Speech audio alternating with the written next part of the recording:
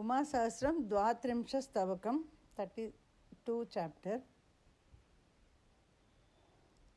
विदधातु सम्पदं मे सकलजगन्नाथनयनहारिज्योत्स्नः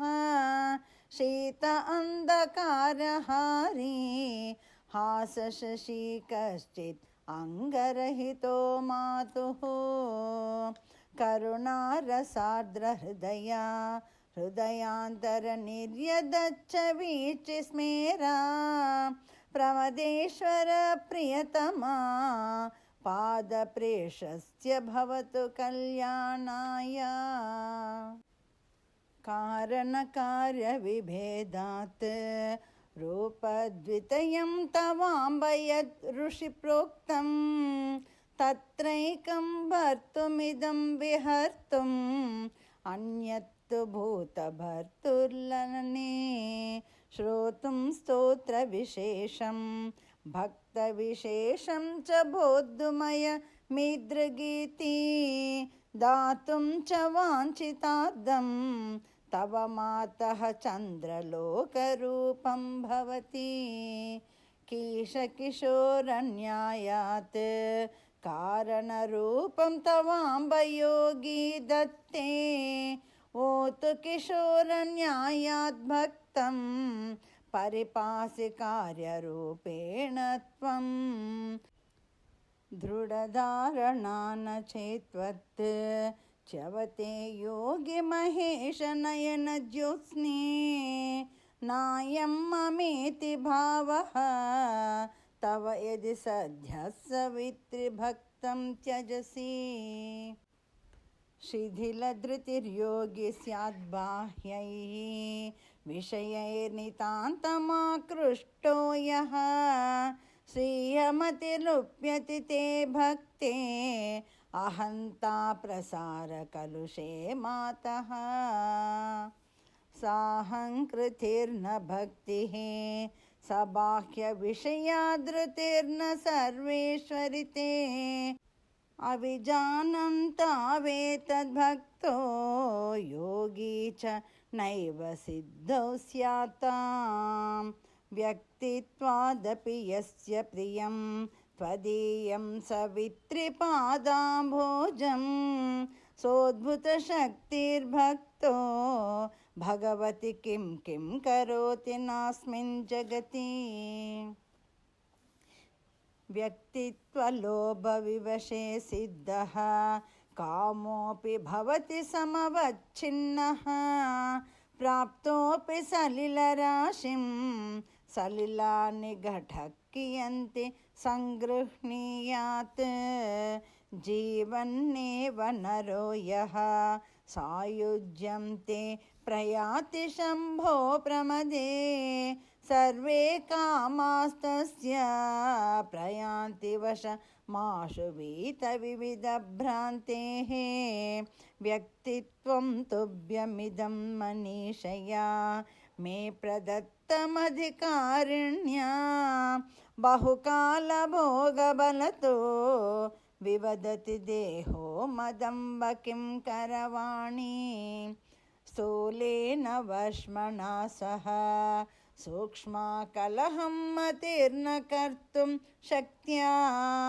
सुतरां बलवति मातः बलाद्गृहाण स्वयं त्वमस्मात् स्वीयम्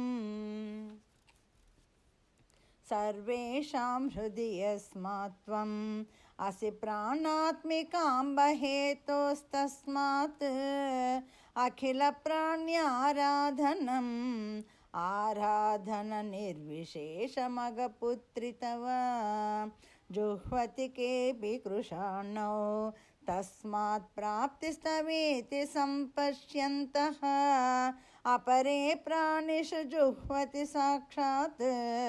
प्राणात्मिकासि तेष्वं तरिति प्राणेष्वपि य प्राणभूतादिम् अनादिमात्मनि स्थितमनघं सततमुपास्ते योगी तस्मिन् होमेन ते अम्ब तृप्तिसुलभा आत्मनीय अम्ब श्रेष्ठे प्राणे प्राणाञ्जुहोति दहराभिमुखः त्वद्रूपे हतपापे तेन जितं सकलमीश चित्तारामे उपसंहृतमखिलेभ्यः विषयेभ्यो निर्निमेषमन्तःकृष्टं हृदि दृढपदेन चक्षुः त्वद्रूपे हूयते मदम्बप्राणे अन्तः सर्वं निगूढं